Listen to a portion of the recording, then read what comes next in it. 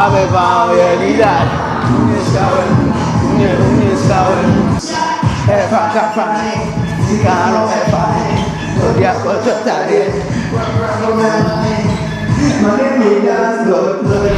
know, this music video, everything has changed. Even the way people see me and relate to me is different from as compared to, you know, when I started dancing. You know, people see me as like a star. You know, I get free food.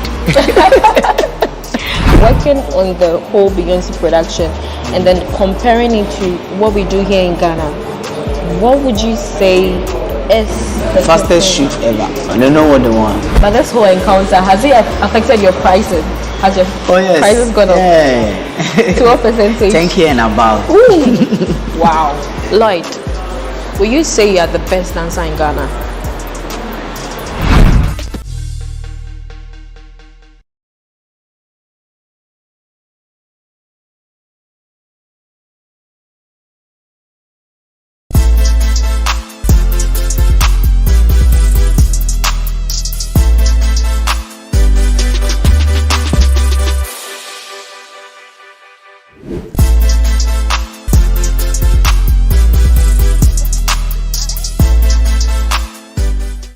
Hi there, it is a beautiful day in Accra, and once again I'm back to your screens with another exciting edition of Talkatainment. As usual, I am your host, Elsie. Our guest for today is one of the best media personalities we have in the country currently. This man is not a comedian, but his sense of humor alone will dissolve you into serious laughter. I'm talking about a man who has won the hearts of many with his great and infectious personality. Notable amongst his works are his prank calls that many people, including celebrities, have fallen prey to. Let me not say much about this man. When we come back, we'll delve more into his life. This is Talkatainment. Stay tuned. That's right, 23 minutes past 6 p.m. is the time, the final stretch of the 3FM Drive. Final hour, man. Throwback Thursday magic right here with me, Giovanni Keller, and my man, Kawawa, all right?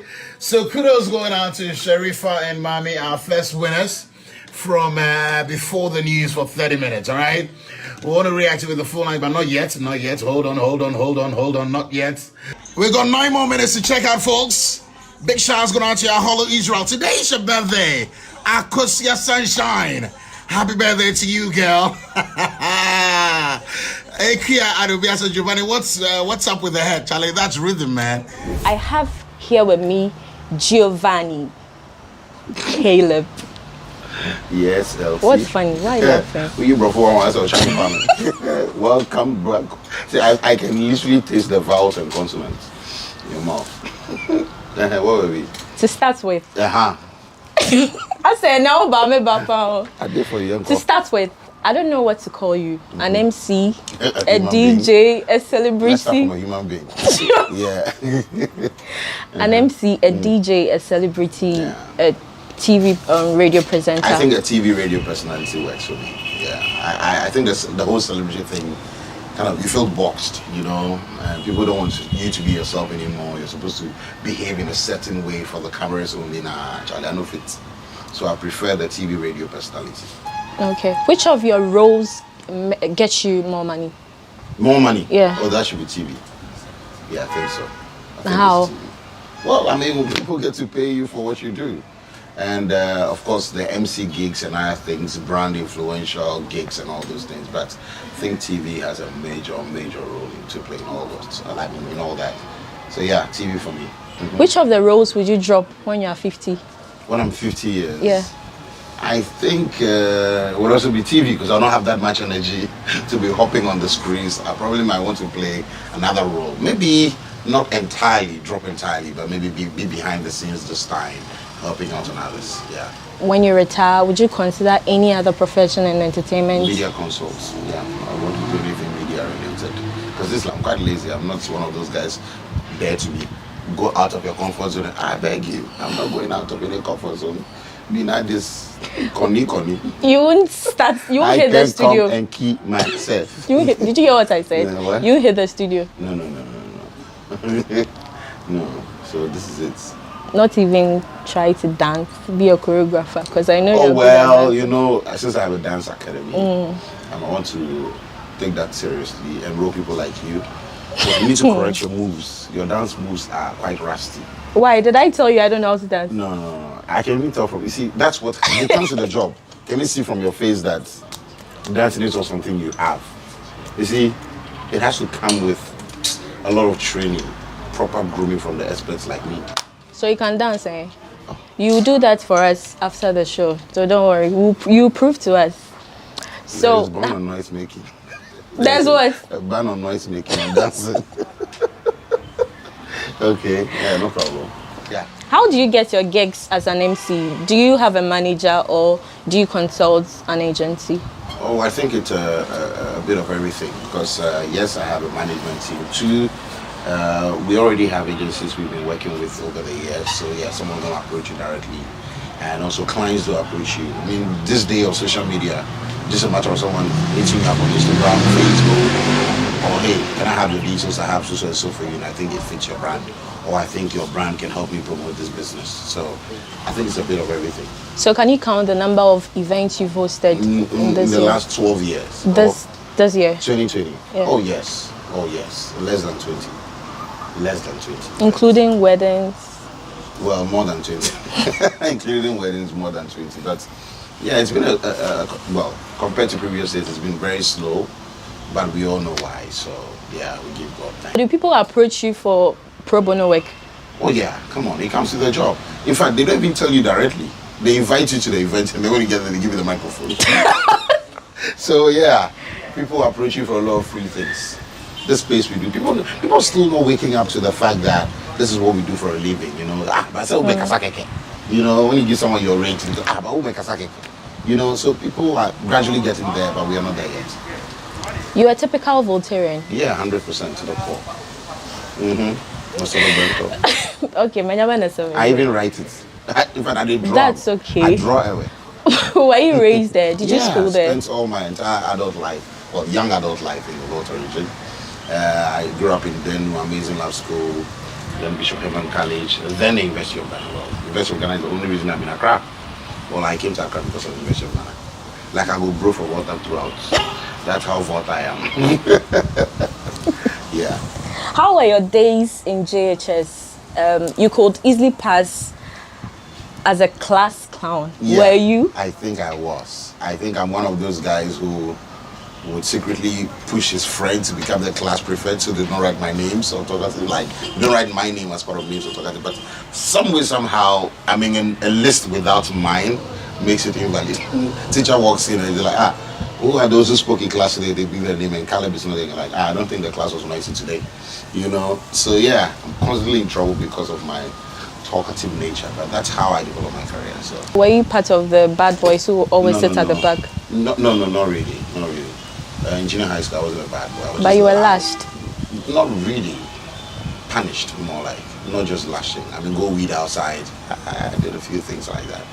But it wasn't that in bad. JHS? I was just loud. Yeah, I was just loud. Weeding in JHS? Oh, my sister in the Lord, don't do it. Why? Were you schooling in a forest? No, in a bush. In a bush. In fact, we have branches in our school. So when you go to branch 1, then you fly like a monkey and grab one branch and hope you don't fall. At which point of your childhood did you mature? JHS or mature? SS, yeah. Hey, maturity, we are still attaining that level. We are not mature like that too. I did dirty myself well. Don't do that. Don't do this. I'm not myself. To say like when it be oh, you I know where you're going. But I think it was second year in senior high school. I think so. Second year in senior high school, because I come from a very staunch Christian home. So a lot of limitation on a lot of things. Well, boundaries were set. So we don't get to take a lot of things for granted, you know. Yeah, typical church boy, typical mommy's boy, daddy's boy, Charlie, middle born, always a trouble. My family is a relatively quiet one, you know. My parents are quite reserved. Well, my mom, I'm not too sure, but yeah, my family is a reserved type. So I'm like the loudest in there. So constantly the one in trouble. You know, it gets to a point where they beat you for a crime you didn't commit because they thought you did it. Before they realize that no, it was your quiet brother or your quiet sister who did that. Yeah, but what was the result of your NBA, of your maturity? Did you get a new girlfriend out of it? Oh no, I wasn't really into that whole girlfriend, boyfriend thing. You know, see, I grew up from this home where immediately you tell your parents you have a girlfriend, the next thought is, hey, you go impregnate somebody's daughter. You know, so you wanted to be sure that you were ready for that before the whole girlfriend thing. So yeah, the temptation was there, friends will be telling you about their relationship, which probably you have zero knowledge about. I mean, you're growing up from a house where you're not even allowed to watch anything but the news. Movies where kissing days episode one day kai. Wait. Have you you had an instance where you were watching a movie with your parents? Watching a movie with your and parents, then a kissing scene or something appeared. What did you do? That's where you look for imaginary bags and start killing them. Mosquito know this and they kill them. They say, this mosquito has been disturbing this house for long. So what would they say? No, you don't allow them to say anything. You don't even want to wait for them to say anything. You start doing things they've not sent you to do. To distract. Just to, and sometimes the scene can be forever. You know, sometimes you expect the kissing to be like 30 seconds. Sometimes African movies in 5 minutes, the man is not trying to locate the lips. So you have to be busy for that 5 minutes. 5 minutes from Dana, say to Mommy, will your clothes be dirty tomorrow? I want to start washing now. Things they've not sent you. Those are the things you do. You can even wipe the whole, take sofa, take pillow, mop everywhere. They're still kissing or deciding to. So yeah, it was a weird feeling growing up. I wasn't even allowed to listen to secular music in my home. Really? Yeah, growing up, my parents would constantly let us listen to gospel music. But now look at me, I play secular music and gospel for a living on radio. So yeah, that's me, basically. From Radio Universe to YFM to GH1, now 3FM. GH1, yeah. Now 3FM. Star FM, yeah. Yeah, so the whole EIB network to 3FM now. Did you betray Bolari? No. I think Bola actually gave me his blessing. I mean, he's one man I would forever have that respect for. One, because he kind of relates to the hustle of young up-and-coming broadcasters who probably are coming through the mill. You know, start from Radio Universe, same place he started with DJ Black and Co. Right through the run to Pop, to Joy and all that. So I mean, Bola is being that man, you know, like, yeah, and you're talking about contemporary broadcasting, people who stand out in what they do. I mean, I always give credit to Bola for that. And yes, he gave us a platform where we delivered. And of course, we made him proud as well. When it was time to move on, he was the first person I approached, and I told him, and he gave his blessings. So no bad feelings. He didn't feel bad about you leaving? No. Well, he didn't show that to me. Bola was like, oh, Giovanni, I mean, if this is your decision, you thought about it, Charlie, I don't want to hold you back, but I still believe in you. Yes, we're grateful, the company is grateful for your work done with us over the period. You've shown that, Charlie, we give you the platform and you utilized it as well. Mutual understanding. Just like that? Feeling. Yeah. At that point... And even after that, we will meet and all this. I'll see Bola at any event and acknowledge him and all that and give him the respect due. So he didn't show any sign of sadness, because I think at that point a lot of people were leaving. Well, when I left, it was just me. It was much later on that rumors of better living and finally Hair Living came through and everything. So, but I think he was going through. I mean, in its CEO managing crisis would have gone through the same thing he's gone through too.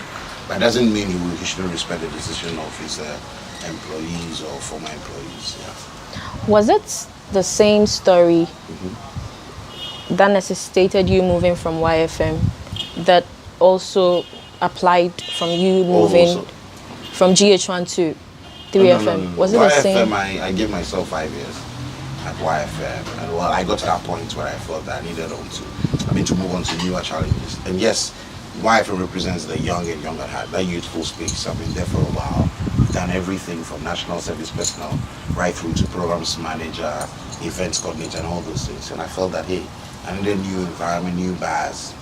And yeah, same thing with my employers. They gave me their blessing. In fact, one thing I'm very good at doing is making sure that I don't leave on a bad note. And I believe that most young people lack that. Sometimes you're employed by someone, you come so desperate, you want it, you have so much in you, the passion is there, the dream to drive the company goals and objectives. Then at some point you go like, oh, I think it's not really as I saw it, or maybe it's just time for me to try other areas. Sometimes it's okay for you to let your bosses know, because yes, you need to make sure that when you're going back to them, you understand, you not mess things back there, so you're feeling shy or bad not to go back. So yeah, I mean, for me in my case, that's what happened. I can walk back today to Media Journal, Global Media Alliance, or to EIB and say, hey, they should employ me if need be, and I'm sure they wouldn't say no. What makes you different from those in your field? I don't know how many. Well, I've not been monitoring a lot of people in my space, I must confess to you, but I think it's because I'm just that guy, you know. I'm sure a lot of people can relate to my kind of humor, you know, if you should put it, my style. And I think it's a bit unique because this is just me. This is me in real life. This is me on radio, no fronting.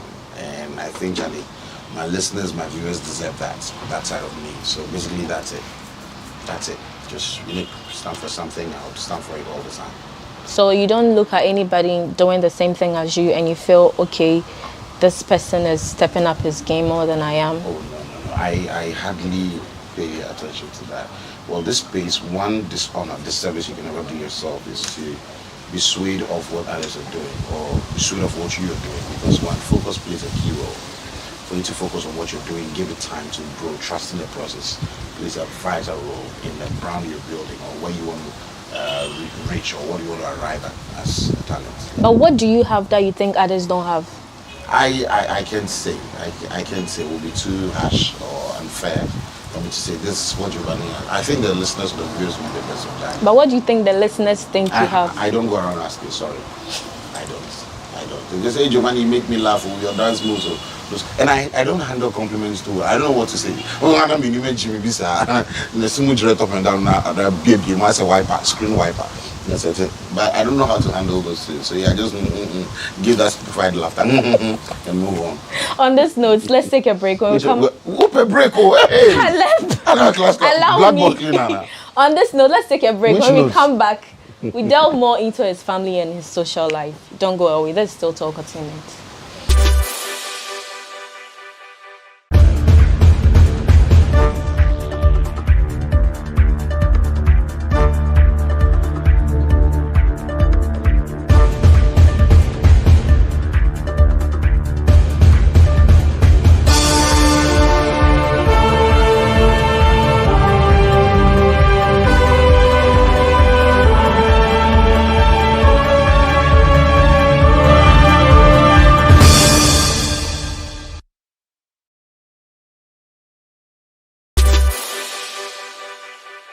Let's go over to Abrantepa for the Discovery segment.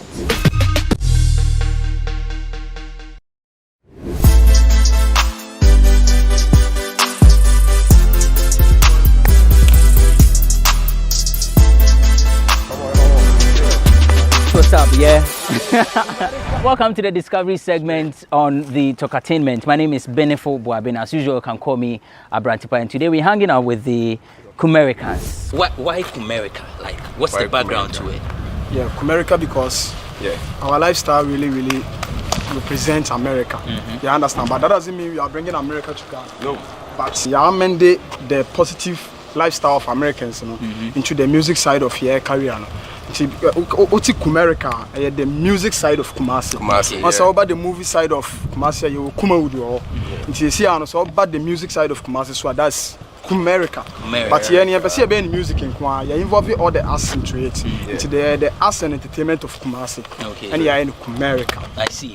But you know, you've been enjoying waves everywhere we pass. Kumerica, you're everywhere. How does fame taste like? Right now, we don't have the fame 100%, but the percentage we are having right now, we appreciate it a lot. We are enjoying the wave because people were calling us Americans and stuff. How will you grade it? Like on a scale of 100? Oh, like 50%. Yes, the fame. Right now, the fame 50%. Is the fame coming with money? Right now, we are only enjoying the fame. Like even coming here wasn't easy for us. Because fame in the bar to me about normality said first right now I say say car crown offer so making sure say Uber. Okay. Yeah, they are there difficulties because financially yes me and you ready. How are you promoting yourselves? Anyone can take the We are still using the same strategy we were using back then. Like you drop a music, you go on YouTube, AudioMac, SoundCloud, and you drop it there. So that's the same strategy. But now I think due to the fame that you're talking about, we've met some people who can really help us. Like let's say radio presenters, some radio presenters, DJs. So now I think it's better than them, but not really good. But it's better than them. Advisably, they've taught us how to promote our song in a good form. That will help us. But that doesn't mean we are good. So right now we are making the movement like how our legends, some of our legends made it. Like someone like Batman and KK Foresee and the stuff. They are having a trinity listen, but it wasn't in a good form. So that's the way we are doing it. Like right now we are Brempong. That is when we drop a song and it collaborates the three of us. Yeah, you we call push it together. We push it as a Brempong. Okay. But individually, when I drop my tune, Tony drop his tune, Kizo Drips. When you drop his tune, Is there a particular song you are pushing? Now, which song? It's individual. Mine is So Fine. So Fine. I didn't tell you, it was just me. So Fine. Yeah, I produced it and I made the song too. Okay. Producing 3 songs. Group boy before Crude and back in the game. And my own life story. Okay. And then right now I'm on to Kontomponiba. Kontomponiba. Otima Kuma. Kontomponiba. Kontomponiba. Otima Kuma. This is a heartbreaking song. When they experience broken hearts, then they compose a song with it. Yeah. America. Right. Straight. America. All right, so that's it. Thank you for joining us. We'll be back on another episode with a discovery segment on Entertainment. My name is Abrantipa. And we are back. If you are just joining us, I've been here talking to Giovanni, and we were talking about his career. Now we are going to delve more into his family and social life. But before that, your pranks. What informed it? The radio pranks? Yes. Well, we've been doing that for a while. I mean, this will be like the 10th year. We're doing the pranks for 10 years. I mean, it's just our own way of having fun on radio, entertaining our listeners. Of course, with their permission, okay? Because they send us the numbers that, hey, prank Ko for me, tell him that I love him. I want to be sure if Ko is my real boyfriend. You know, that whole vibe. I mean, pranks are not new to radio at all. I mean, anybody at all can prank on radio. But what makes ours different, I think, is the way we're able to connect to people on a day-to-day basis. I mean, just you, let's say LT, for instance, you want to be sure of your the day you pranked me. Yeah, you want to be sure of your relationship status. We can do that for you. And we prank celebrities, politicians, just everyone. I was pranked once by my parents on my own show. So it's just a way of putting spots out there. Also, letting our listeners watch their back. Name one of your most popular pranks. I think it has to be the National Call one. The National Call one where myself and Bella Mundi, that one will have to be that and Lydia Foresee. That was an emotional. That was the whole acting on this. Yeah. And the ages happened when I told her that I needed her to be a brand influencer for a pubic hair brand. That one too, I felt was one of our best. But well, everyone has got their taste. Some chose Cecilia Chum's on, where I pranked the gospel musician asking her if she sang La La Lili La Lo La La La Lili La Lo Bafira. And I think one would be our earliest prank. One when a guy said he was dating the girlfriend for like 4 years or 3 years or so. And then we called the girl and she said she has a boyfriend. Yeah, that one as well. I think quite a number of them. But it's on YouTube, so guys, you can tell us which one is it. Who is the mastermind behind it? I think it's the team. I hate to take credit for some of these things. But yeah, I think it's the entire team. How did your parents react to your choice of work? Did they approve outrightly? Well, I think for me, mine was the radical way of, choosing your own career path. One, because my parents are not based in Accra. So when I was on the University of Ghana campus, during vacation, I don't go home to them. Because I knew that I had to be on campus to be doing radio. Well, it wasn't compulsory. I decided to stay on whilst my colleagues or my mates were gone to their homes on vacation. So the long vac, purely producing on probably Radio Universe or doing my own thing, trying my hands on new things. So odd hours, it's like I was based on campus. So it was radio or die, So it got to that level where They were like, okay, is this what you really want to do? I'm like, I've been doing this already. I'm like, okay, I wish you well. Coming from now they are my biggest fans. Coming from a typical I know. Aigbe home. I know. They were like, Tanuya Nebenawa. A radio. La Foyama. La Fika. But yeah, we thank God for the journey. What was the worst caution you ever received from a family member? Worst question? Caution. Oh, caution. Yeah. From a family member. I can't remember. Maybe because I don't avail myself much for you questions. You don't have any auntie? Well, they will not ask me any question. Apart from before now. How's the family? How you guys doing? Cool. But before now? Nah, I don't remember. None comes to mind. How were you raised? Did you have any siblings? You don't want to know the first answer that came to my mind. It's okay. Okay, I want to know. How were you raised? If you say any question, if you mention anything here that I don't like, I'll sack you. Use a ye. Caleb, get out of my Well, I was raised in the Volta region. I have an older brother, a little sister, and my parents. 5 of us, just 5 of us in the house. Oh. My dad used to work with Danina, and then my mom, former girls education director. And yeah, very, very small family. She must be strict. My mom is strict. My mom is very, very strict. My mom is like the disciplinary in the house. Hey. My dad will not talk much. By a stare from him, will fix you, like you do your stuff. Yeah, Bray's Charlie, typical away guy. Go to school. And yeah, I think basically that's it. Christian home to the core, you know. And yeah, basically that's it. Were you ever lashed by your parents? Ever. Ever lashed by my parents? Wow. Please. The next question. Don't tie me my painful days. Please name one instance. Lash, they say a standard though. It's like at some point I even feel like my mom, when she goes to school, she doesn't get kids to cane. She comes home and cooking to console herself with my back. Lash it. Too normal. Way too normal. But when I laugh of you, do you know what that means? Bend and hold your face. Yeah, that was my mom's nickname when we were growing up. With the yeah, standard. Keteku. Standard. Soaked in water. My sister. Anjish. I'm about to cry just pain.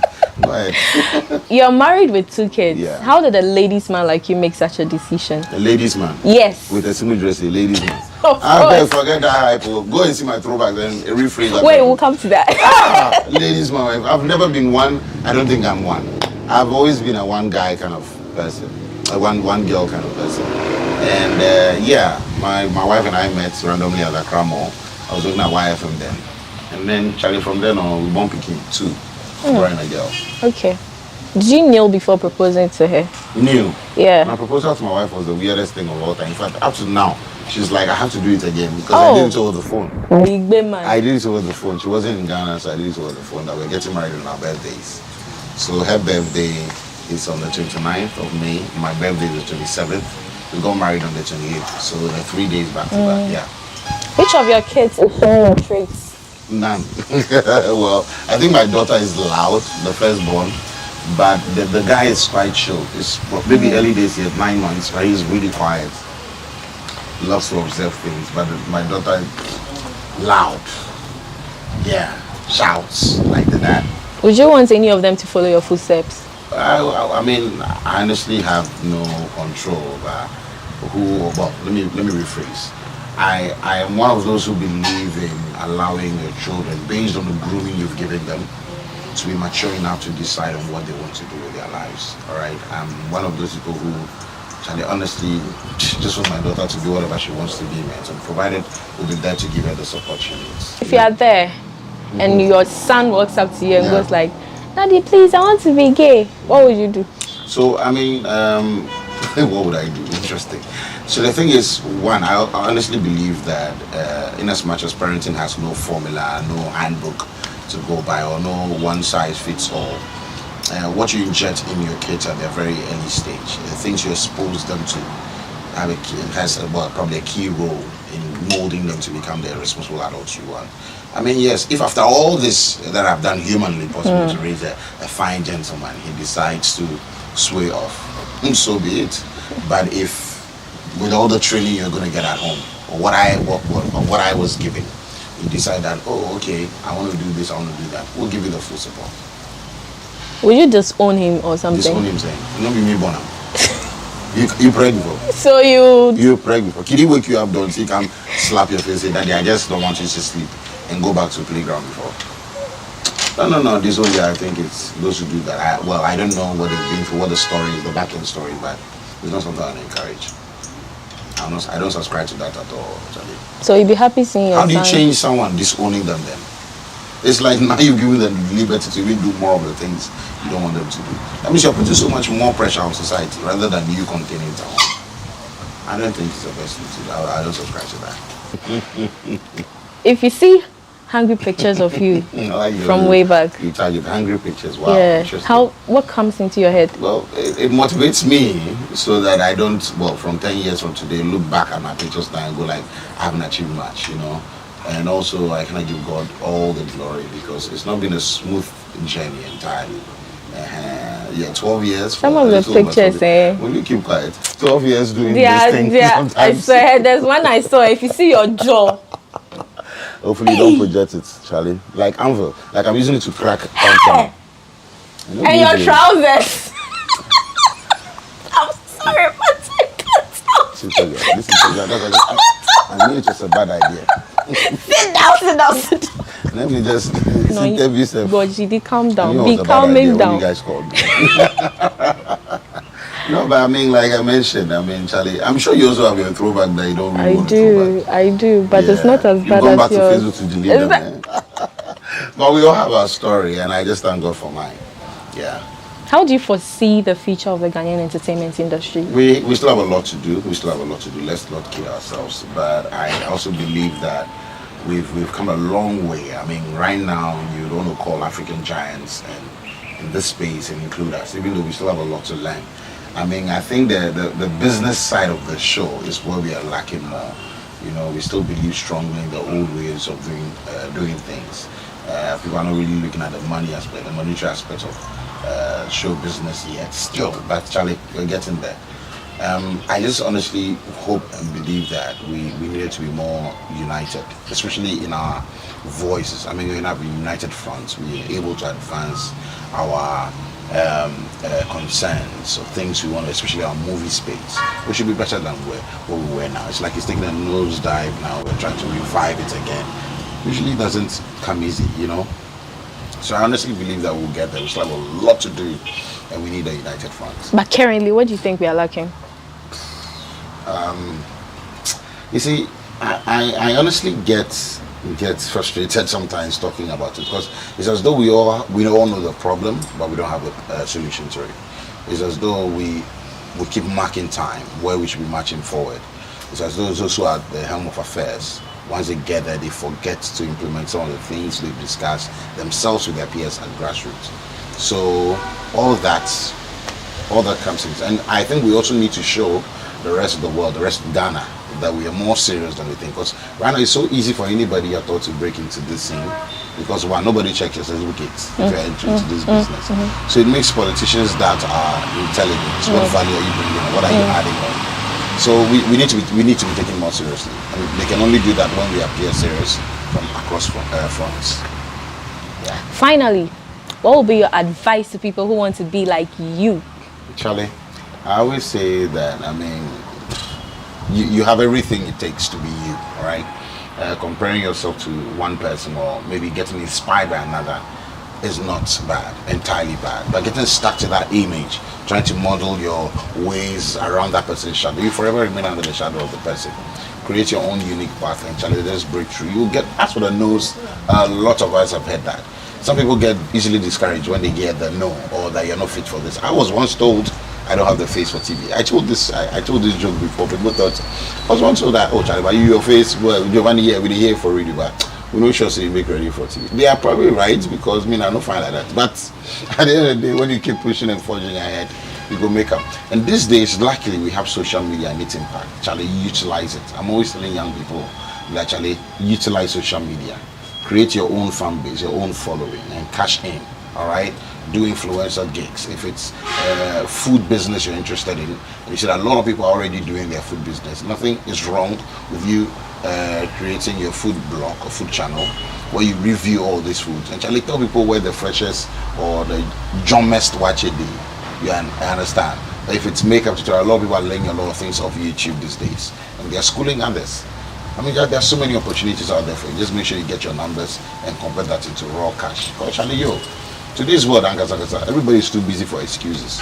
So you'd have to make your impact and do that right. Wrap up the show for me. All right, guys, my name is Giovanni Kilebe, and this is how far we've come on Talktainment. I'm your host now, and my guest Elsie has been very phenomenal. Thank you, Elsie. Thank you too. Yeah, I hope to catch you again on this show. No problem. Hope you enjoyed yourself. I did. You had fun. Yes. Wow. Okay, so another time. Yes, before we go. Oh, there's no music. Giovanni, we will play, we have phones. Sit down. Before we go, Giovanni is going to dance. Yes.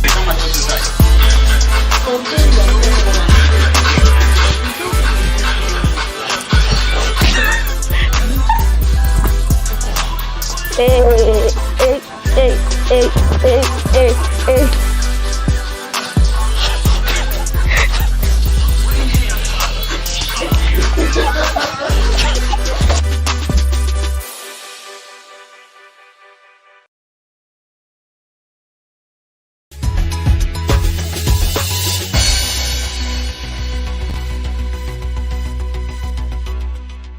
Ezekiel 47 verse 12. See near Diabano, Yamfana ha inside.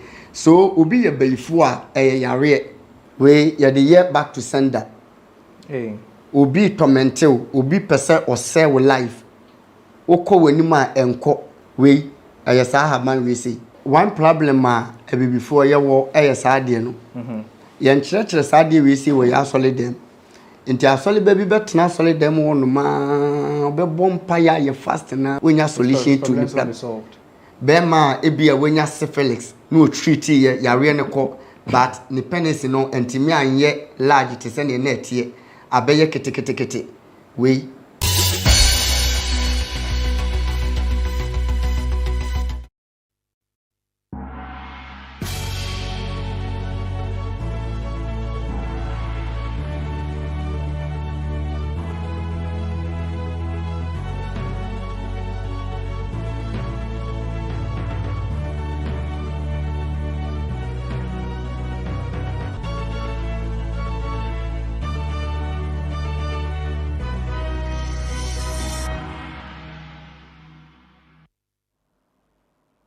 Good day and welcome to BizTech on GhanaWeb TV, where we bring you an exclusive package on business news that made headlines during the week and an insightful interview. My name is Na Oyokwoti. Now, when people talk about robotics, the first thing that comes to mind are moving objects. But did you know that static devices made of metals are also robots? On this episode, we speak to Chief Executive Officer of Karl Marx Robotics, and he's in the person of Frank Liman Khalid. His outfit trains children below 10 years to assemble and create their own robots. My colleague Ernestina Sewa Asante has the scoop. Stay tuned.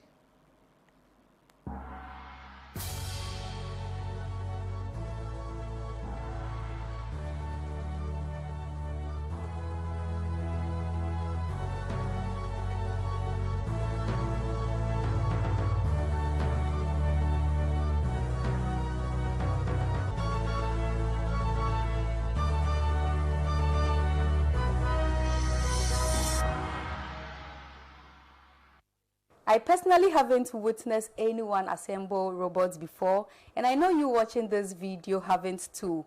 We are lucky to have a robotics trainer and a mobile app developer who is going to give us an insight into what goes into the creation of robots as well as the development of an app. Stay with us.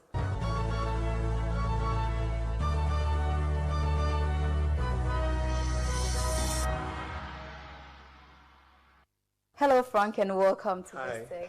Hello, how are you doing? I'm fine. Yourself? I'm blessed by grace. Okay.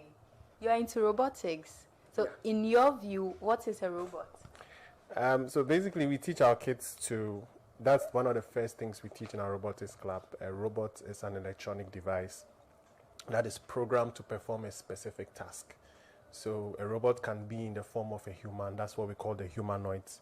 It can be probably in the form of a car, like just this one. And it can even be a standing robot, something that doesn't really move, or an immobile robot, maybe like a traffic light or an electronic door system and all of those things, an alarm system. So all these things are robots. Okay, so normally when people talk about robots, their mind goes to something that moves, something that does some movement of some sort.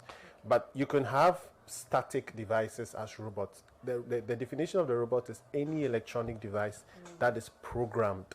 So once people can program it to do a specific task, it qualifies to be a robot.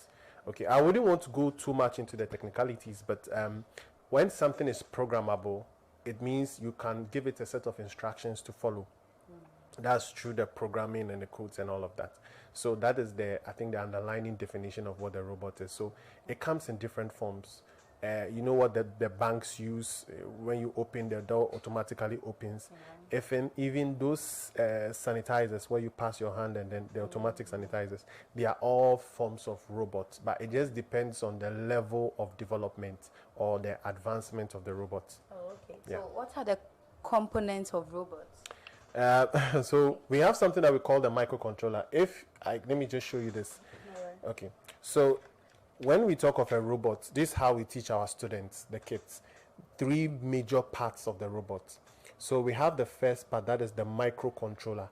It's more like the microchip, where it's like your brain, where the coding takes place, where the decisions are being made, calculations, like the way your brain thinks and reasons. That is the microcontroller. Then we have the second part that is called the sensor. So the sensor is like your eyes, your nose, your skin, those parts of your body that detects maybe changes in the environment, changes in weather, if you're going to hit a wall. So that is what this device, so this is what you call an ultrasonic sensor that identifies an obstacle. So when this car is going to hit a wall, the eyes, quote and unquote, will be able to detect that obstacle and change the robot's path. So these are the main parts, the most important parts in the robot. Okay, so humans have feelings, and you're saying the robots too can sense danger or anything. Do robots have feelings? So it's a very interesting question, but this is what I'll say. Robots have feelings to some sort. All right, I won't say feelings as in the kind of feelings human beings have, like in terms of emotions, but I'll say robots can detect some changes in the environment. Like, for example, we could have a robot in the room that maybe blows an alarm when a thief enters in. So the thief comes in to change the environment. Maybe a robot that maybe automatically turns the generator on when the light goes off. So the robot is able to sense when the power is off. Okay, maybe. So it depends. For example, this robot, for instance, it has a sensor that detects a wall. Some of them can detect temperature. You get it. So, for example, as you sit here. Now, if the air condition goes off and the place is hot, your skin will begin to sweat. All right, because your skin has detected that the condition of the weather has changed or the temperature has changed. So your skin is responding to that change in temperature. That is so that feeling that your skin is experiencing is able to communicate to your body and sweat. You get it. Now, in a robot, we could have what you call a temperature sensor in the robot too. So the robot, to some extent, can also detect a change in the temperature, just like the way your skin is able to detect. So to that kind of feelings, the robot is able to detect. But for example, something like love, sorrow, no, the robot hasn't gotten to that level yet. But we see them in the movies. Yes, movies more of fiction. It's more fiction. Okay. Yeah. So how are robots created? Okay, so very interesting question. I think you're asking me technical questions today. So so I'll equate it to what we teach our kids. Okay. All right. So this was a toy car that some of these kids that we teach, they are maybe 10 years, 9 years, 8 years, 11 years, getting into teenage. Now they all have toys at home and all of that. Now instead of throwing this toy away, maybe making it e-waste and all of that, we teach them to transform this toy into a robot. Okay, so that is how we start transforming toys to robots. So what we did was that we just took the microcontroller or the microchip, we fixed it in, did a few connections, added a few sensors, and that was how we created our robot. So you can have robots created in different forms. You can have it assembled, you can have it created from something. So those are the different stages, and it depends on your level. And then we also have levels where they just assemble it, they just put it together, it's already done. So all they need to do is just put it together and then it starts working. So it really depends on where you are coming from and how advanced you are. Okay, so I can see wires and other forms of things. Does it mean you need maybe a mechanical engineering background to be able to develop or assemble a robot? Yes, not mechanical engineer per se. We've had a couple of interns from the university. Some of them have worked with us for a couple of years and all of that. So you need a background in at least engineering. So it makes it easier. So well, we have people from other backgrounds who just want to learn. It's also possible, but it's easier when you have probably a science background from SS, because some of these things like wires, resistors, all of those things have maybe some foundations in science, integrated science and all of that. So we use engineers, computer engineers especially, electronic engineers especially, and then maybe a few other engineers who have some knowledge in microcontroller technology and all of that. How about coding? Okay, so coding, for example, when you have a robot, okay, I don't know whether I can take this one. Sure, you can. Okay, so this is a spider robot. It's called a quadruped. It has 4 legs. It's used for surveillance purposes. Probably when you are in wildlife reserves, they put a camera on it and it's able to navigate. So, for example, something like this is a robot. Now, there are 2 aspects of the robot. There is the coding aspect, like you're talking about, and then there's the hardware part, software and hardware. So the hardware part is the engineering, the connection of the wires, the voltage. You know, when you came, you saw me do some connections on these things. If you don't have any knowledge in it, you could bend something out or destroy something. Yeah, so that's the difference between robotics and then maybe coding. Maybe when we get to the mobile app development, I'll talk about it. Then the coding is after you've built a robot, you need a software or a code that can run, that will let the robot know how it's supposed to operate. That's what you call the programming. That is the coding aspect of the robot. So one needs the other to work, you know. But for example, when you think of an app is just coding. It's just coded. It doesn't really need any hardware, but robotics usually does. Okay. Yeah. So talking of the human form of robots, sometimes you ask them questions and then they are able to answer. How is this done? How does it come to life? Okay, very good question. Maybe, you know, so we have something we call speech recognition. I don't know whether you've used it in Siri or Google and all of that. That is the foundation of all of these things. I remember when I was in the university, almost like a lot of years ago, you know, that was a project we worked on. That was actually what ushered me into robotics, training kids in robotics. So we built a car, something like this, that responds to human voices. Like, so just about 5 or 6 signals. Move, and then the car goes, reverse, it reverses, turn right, it turns right, turn left, it turns left, and then rotate. I think rotate at that time. So we used what you call speech recognition, where, like for example, you say, hello Google, open Opera, or open Mozilla Firefox or something. That word is transformed. I won't go into the technicalities of it, but it's transformed into a signal, and then you use that in programming. So all of those things are possible. They are not difficult. Okay. So you can make a robot to recognize your speech. Oh, okay. It's not so difficult. Then it used to be very difficult, but now it's not so abstract. There is a technology, or there is a code to handle all of those things. So all you have to do is just take it and then work it. So it's possible. It's a very possible project. Okay. So some robots make use of artificial intelligence. Yeah. Is there a difference between artificial intelligence and robots, or? Yeah, so another good question again. I don't know, today you're asking me so many good questions. This, for example, people normally think AI, artificial intelligence, is something really complex. It's just artificial intelligence. You see, artificial intelligence, how robots can be in a way intelligent. For example, this could have just been a car, just a toy car. So if we put on a toy car, it just runs. If it goes into a wall, it hits the wall and that's it. But when we say intelligence, then that robot should have some form of intelligence.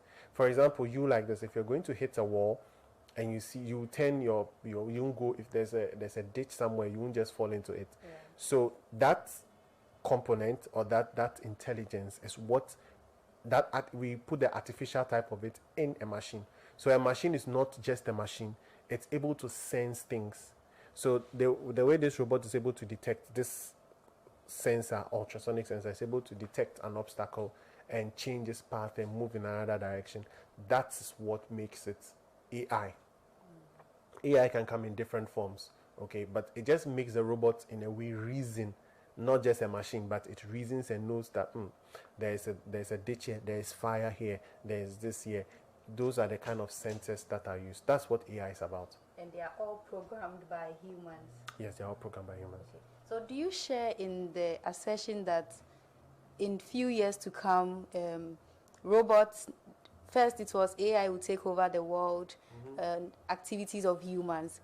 You being into robotics, do you also think very soon robots will take over the works of humans? Okay, I think it's started. This is one of the things we tell a lot of the parents who enroll their wards in the robotics program. That you see, you're 10 years from now, 15 years from now, all right, what future are you creating for your kids? If you want to just be a doctor, you can't just be a doctor anymore. A doctor that uses technology. If you are into banking, you can't just be a banker anymore. Now we have ATM machines that accept cash. How did this happen? 10 years or 20 years ago, I don't think there was even internet banking. Now you get it. So now many banks are employing very less number of staff and tellers. Every business is trying to minimize costs. So if they can find a technology that can replace you, it's possible that. So I feel it started. It's just maybe it's not really mainstream like that. Security, man, now we have automatic doors that when you're coming in, it automatically opens and closes. You get it. So now the security man at the bank doesn't have to open the door for you again. There's a machine that can do that in many of the supermarkets. So the world is getting there. Sorry, the world is really getting there. So I feel these are things that a lot of parents should start looking into the future and investing in their children in STEM education.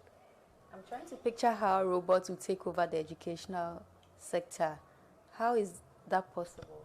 Okay, so we could have e-learning platforms. Now, you have maybe things like Khan Academy. Yes, you have instructors and all of those things, but it could get to a time where a machine, maybe not the typical classroom you're looking at.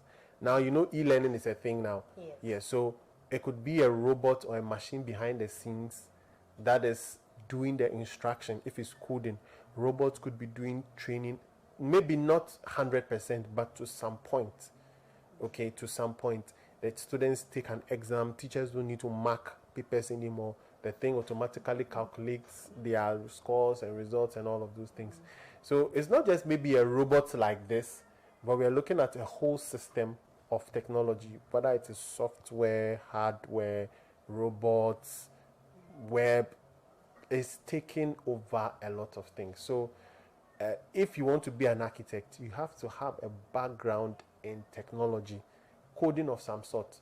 If you want to be a mechanical engineering, you need to have a background of STEM. So now it's not like STEM is something for only those who like science. It's like math. Everybody needs to know it. All right. The conversation is getting very interesting, but we are taking a breather. Don't go away.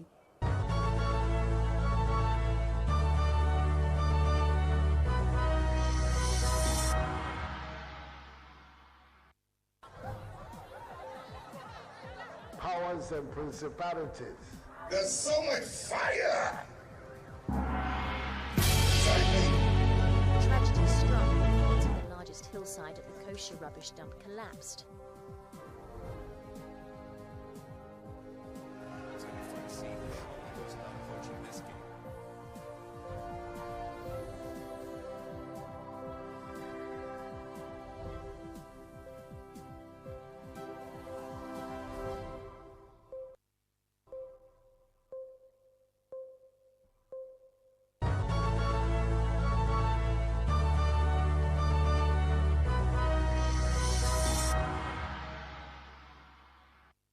Welcome back from the break. I told you earlier that Frank is also a mobile app developer, so we'll be delving deeper into that.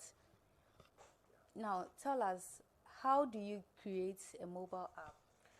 Okay, so initially the mobile app development was not part of the whole service we ran. When the COVID era came in, then the opportunity came out, and as a business we also took advantage of that. So we use a very simple platform. The mobile app development is for our students. We use what we call the AI MIT App Inventor, a really wonderful platform that's really simple and comprehensive platform by Google that is a block, what they call block programming. So that's what we take, and that is online, it's strictly online. So that's how we also interact with our kids and all of that, building apps on iOS and Android, and several amazing apps built by the kids. Okay. Yeah. What are some of the apps they've built so far? Okay, so just yesterday we built a GPS tracker app. So that an app that helps you track your position. For government or? Oh no. For just the kids. You know, we create login screens, calculator apps, handwriting apps. You know, where you have a whiteboard. You know, on your phone, you can just use your finger. Yeah, just scribble and all of that. Several amazing apps that the kids have been building. I'm sure I'll even share some of them with you as you see. Yeah, so many amazing apps, both education-wise and, you know, just in their normal life. Okay. So how do you track the progress of your students? Yeah, that's also good. We give them projects. At the end of every class and at the end of every month, major projects. So then we're able to know based upon, it's mostly practical. Unlike the regular school training and all of that. So that is where we're able to get a lot of the kids getting interested in it. So yeah, we give them projects, and based on their abilities to submit the projects, we use that to track and monitor how their performances are and how they are getting the whole coding experience. Okay. Yeah. So for someone like me who don't have any knowledge in it, and I want to build maybe a fashion app, how do I go about it? Okay, so you come and you enroll in the mobile app development class. That's the first thing, but it's very easy. In just 2 sittings, you build in the first sitting. Okay, in the second sitting, you build your first app. It's so easy. It's different from the more technical ones that the other programmers use and all of that. It is something very virtual. So you see what you're doing. If it's a button, you drag it here. If it's a fashion app, pictures, you see everything just in real time. You know, very little code. You don't need coding. It's just what they call block programming, just fitting in some puzzles. That is how the coding works. And then the real designer is like you're designing, maybe painting something. That's how it works. Okay. Yeah. So in the first sitting, what do I learn? So the first thing, we just introduce you to the whole environment, how the software, the platform. It's a really awesome, and I think it was made for beginners, people who have difficulties learning programming, and it's able to do so many things. Really, like it's a very good platform. So we just introduce you to the whole experience, and then the second you create your first app, you run it on your phone, and that's how it keeps going. You keep adding to what you already know, keep adding to what you already know. And in less than 6 weeks, you should be a very good programmer. Okay. So when I enroll onto your school or your platform, how much do I pay? Okay, now you have to see me after. Okay, if not for me, our viewers. Okay, so so for anyone who wants to enroll their award, first of all, you just need to just go to Google and type Karl Marx Robotics. Karl Marx Robotics. Just go to Google. The first link. So KHALMAX, then robotics. KHALMAX, then robotics. The first link, you go in there. It will ask you to enroll. Okay, it is 300 cedis a term. cool 300 cedis a term. Okay, so we do it online. Okay, we meet between twice to thrice a week, and then it's usually after school hours. So all that we need from the parent or the student is like the parent's permission to join or the parent's approval, and then we need a Gmail account. All the kid needs is a computer, a very good internet connection, and maybe a mobile phone or a tablet, so that when he builds the app, he can test it on his phone and see how it works. That's all. Is it restricted to just children? How about grown-ups? Yeah, so you want to join, right? Yeah, so for something like that, we can create, but you just that maybe your class will be different from the kids. We normally categorize them in age groups based upon their level of experience. So yeah, it's all possible. It's all possible. That would affect the pricing. No, the pricing is constant. Oh, okay. Yeah. So 300 CDs a term. I don't think it's very cool, you know. Yeah. Okay. Your advice to people who think we are still going to be the same forever and are not taking advantage of technology, what do you have to tell them? So I just have very little to tell them, but a typical scenario is COVID. You know, people used to look down e-learning until COVID hits. And if you are a school, I heard so many schools close down. Yeah. So many schools closed down, not just go on hiatus, but they closed down because they were resistant to, you know, before I used to sell software to schools, a lot of them were frowning on it and all of that. But when COVID hit, it made people understand that you have to go digital now. Okay, and if you don't innovate, you die. We don't know when the next disruption is going to come. So you have to be prepared. And technology is the only way that can protect you from some of these things. If you are going virtual, a lot of people lost their jobs and all of that.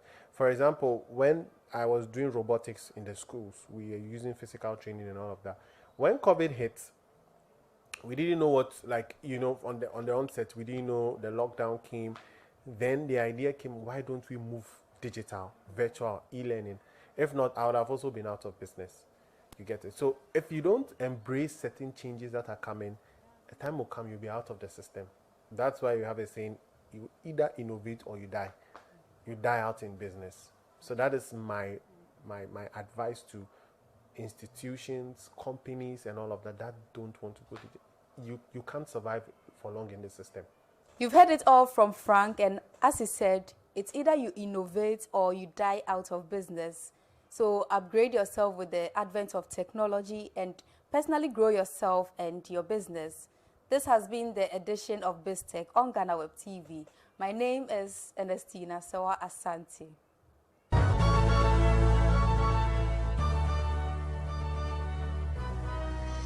Amazing stuff right there by CalMax Robotics. But our friend Jefferson Seneyaja is on standby to help us with some helpful internet tools.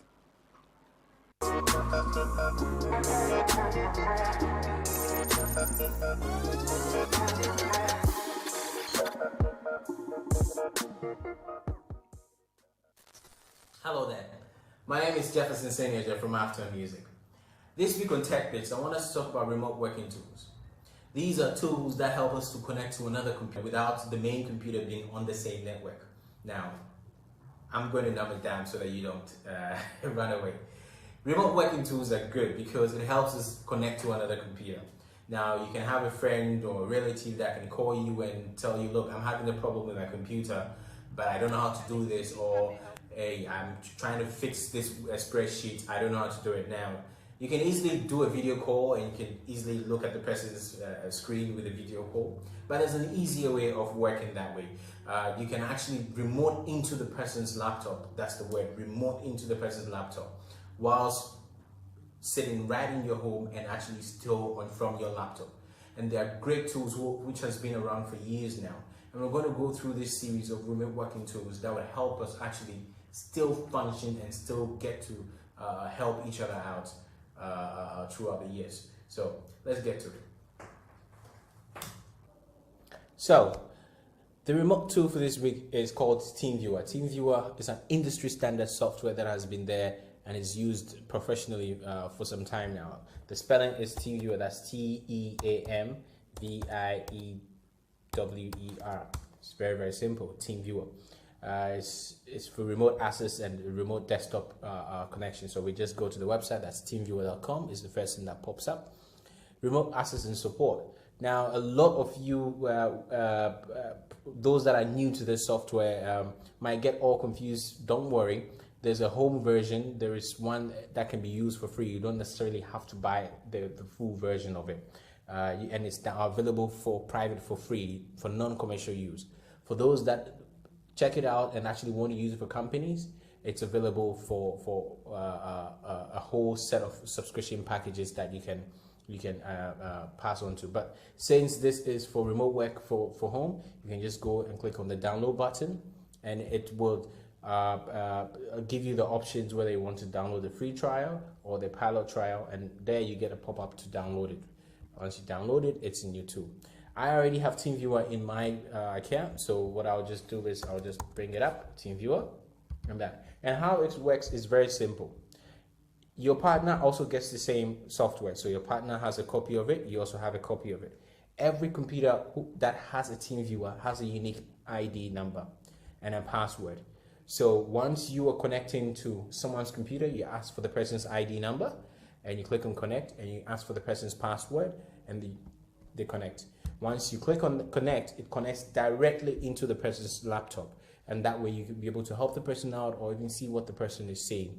The security behind this is very, very secure. There's so many aspects and so many tools. You can set up meetings, presentations, you can set up that. It's almost an alternative to Zoom, except the video calling aspect. But it's a great tool for remote access and remote control of desktops. And I recommend everyone to check it out. That's Teamviewer. That's TeamViewer.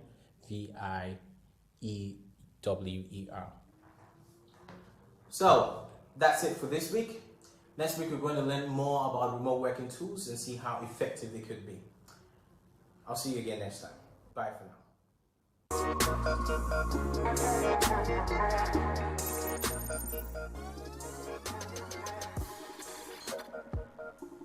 It's now time for the business headlines, and our stories are going to begin with the 2021 budget, which was read some hours ago. And our first story is on the total crude oil production, and according to Osei Mensah Bonsu, majority leader in parliament, has said that total crude oil production for the 2020 fiscal year was 66.9 million barrels as compared to 71.4 million barrels of production in 2019. He said the National Petroleum Corporation was able to transport over 88.4 standards cubic feet of gas to the Ghana National Gas Company, GNPC. He said this while presenting the 2021 budget statement in Parliament.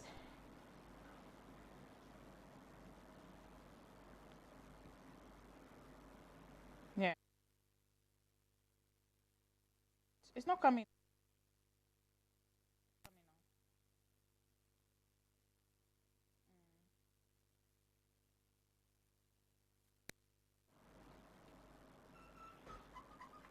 Still on the 2021 budget, Minister of Parliamentary Affairs and Caretaker Minister for Finance, Osei Mensah Bonsu, has said that the government's coronavirus alleviation and revitalization of enterprise support initiative is a singular and remarkable financial investment in the Ghanaian economy by a sitting government.